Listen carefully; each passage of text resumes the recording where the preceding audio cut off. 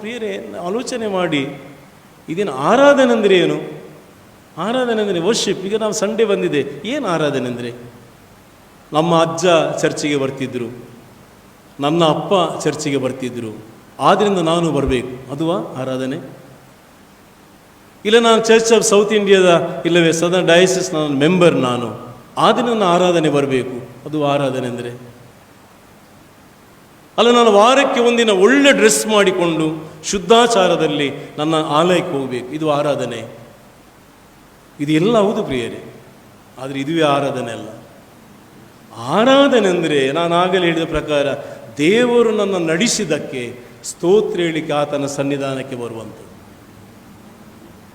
ದಾಟಿದ 2 ತಿಂಗಳು ನಡೆಸಿದ ಹೊಸ ವರ್ಷದಲ್ಲಿ 2023ರಲ್ಲಿ ಜನವರಿ ಫೆಬ್ರವರಿ 26ನೇ ತಾರೀಕಿಗೆ ನಾನು ಬಂದಿದ್ದೇನೆ. ನನ್ನ ಯೋಗ್ಯತೆ ಅಲ್ಲ, ನನ್ನ ಯಾವುದೇ ಶಕ್ತಿ ಸಾಮರ್ಥ್ಯಗಳಲ್ಲ, ನನ್ನ ದೇವರು ಉಳಿಸಿದ್ದಾನೆ. ಆರಾಧನೆ ಅಂದರೆ ಅದಕ್ಕಾಗಿ ಬಂದು ದೇವರಿಗೆ ಸ್ತೋತ್ರ ಹೇಳುವಂಥದ್ದು. ನಮ್ಮ ಸಂಗೀತ, ನಮ್ಮ ಪ್ರಾರ್ಥನೆ, ನಮ್ಮ ಪಾಪದರಿಕೆ, ನಮ್ಮ ಉಕ್ತಿ ಪ್ರಕೃತಿ, ನಮ್ಮ ಸಂದೇಶ, ಇದೆಲ್ಲರ ಉದ್ದೇಶ ನನ್ನ ದೇವರಿಗೆ ಸ್ತೋತ್ರವನ್ನು ಸಲ್ಲಿಸುವಂಥದ್ದು. ಯಾರೋ ಇದನ್ನು ತಡಿಲಿಕ್ಕೆ ಸಾಧ್ಯ ಇಲ್ಲ. ಇದನ್ನು ಸಮಾಜದಲ್ಲಿ ನಾವು ದೇಶ ನೋಡುವಾಗ ತಡೆಯುವಂಥ ಅನೇಕ ಸಂದರ್ಭಗಳು ಇದೆ, ಬಟ್ ಯಾರಿಗೂ ತಡಿಲಿಕ್ಕಾಗಲ್ಲ. ಯಾಕಂದರೆ ಆರಾಧನೆ ಎನ್ನುವಂಥದ್ದು ಇಲ್ಲಿಂದ ಬರುವಂಥದ್ದು, ಹೃದಯದಿಂದ ಬರುವಂಥದ್ದು.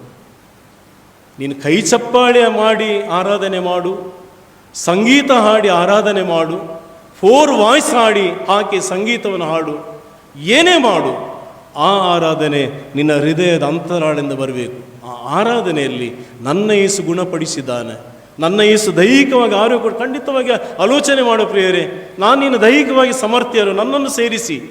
ಒಂದಲ್ಲ ಒಂದು ಬಲಹೀನತೆ ನಮ್ಮಲ್ಲಿ ಇರ್ತದೆ. ಆತ್ಮಿಕವಾಗಿ ನಾವು ಪರಿಶುದ್ಧರು ಅಲ್ಲ, ನಾವು ದೇವರಿಂದ ಶಾಪವನ್ನು ಹೊಂದುವರು. ಆದರೆ ನನ್ನ ಯೇಸು ನನಗೆ ಆರೋಗ್ಯ ಕೊಟ್ಟಿದ್ದಾನೆ, ನನ್ನ ಯೇಸು ಪಾಪಿಯಾದ ನನ್ನನ್ನು ಕರುಣಿಸಿದ್ದಾನೆ. ಆದ್ದರಿಂದ ಆರಾಧನೆ. ಅದೇ ಪ್ರೇಯರ್, ಅದೊಂದು ಭಾರಿ ನಾವು ಆಲೋಚನೆ. ನಾವು ಹಾಡುವಂಥ ಕೆಲವು ಸಲ ನಾವು ಹಾಡ್ತೇವೆ, ನಮ್ಮ ಮನಸ್ಸು ಎಲ್ಲೇ ಇರ್ತದೆ. ನಾವು ಪ್ರಾರ್ಥನೆ ಮಾಡ್ತೇವೆ, ನಾವು ಎಲ್ಲೇ ನೋಡ್ತಾ ಇರ್ತೀವಿ. ಇದು ಆರಾಧನೆ ಅಲ್ಲ. ಆರಾಧನೆ ಹೃದಯದ ಅಂತರಾಳದಿಂದ ಬರಬೇಕು. ಕುಷ್ಠರೋಗಿಯ ರೋಗಿ ಮಾಡಿದು ನನ್ನ ಯೇಸು ಗುಣ ಕೊಟ್ಟದನ್ನು.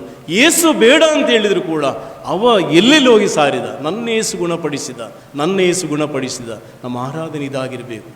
ಕೇವಲ ಆರಾಧನೆ ಮಾಡೋದು ಮಾತ್ರವಲ್ಲ, ಜೊತೆಮಾನವರೊಂದಿಗೆ ನನ್ನ ಯೇಸು ಈತ ಹೇಳಬೇಕು. ಇಂಥ ಜೀವನ ನಮ್ಮದಾಗಲಿ. ಆತ ನಮ್ಮ ನಡೆಸಲಿ. ಆತನ ಪರಿಶುದ್ಧ ನಾಮಕ್ಕೆ ನಿತ್ಯಕಾಲ ಸ್ತೋತ್ರವಾಗಲಿ. ಆಮೇಲೆ.